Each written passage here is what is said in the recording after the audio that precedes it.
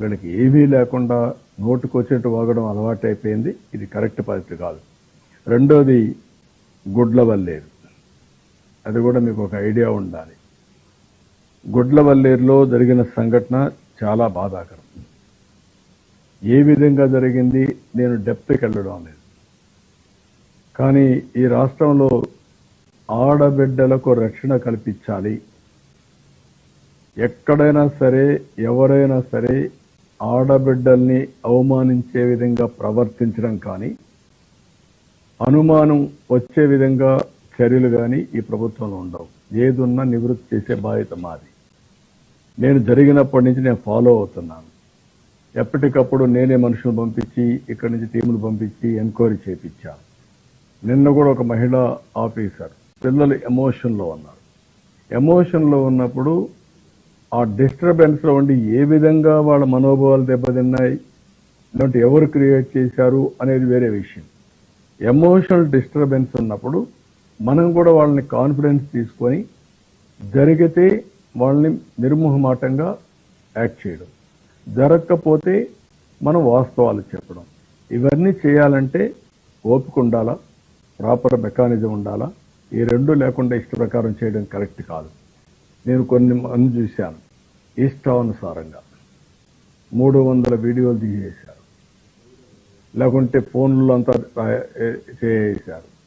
ఏదో మొత్తం హాస్టల్స్ రాష్ట్రం అంతా ఇది తిరిగిపోతా ఉంది. బుద్ధి జ్ఞానం మీకు కూడా ఆడబిడ్డలు ఉంటే వారి ప్రవర్తించారు.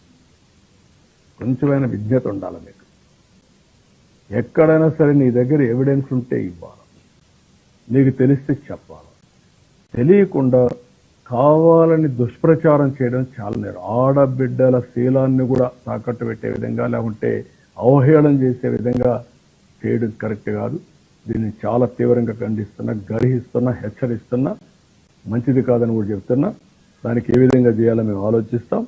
కానీ ఇన్సిడెంట్ కాడకు వచ్చేప్పుడు మాత్రం నేను ఎవ్వరితో కాంప్రమైజ్ కాం. ఢిల్లీలో కూడా మేము మాట్లాడాం. సిఈఆర్టీ ఉంది, కంప్యూటర్ ఇంజనీరింగ్ రెస్పాన్స్ టీమ్.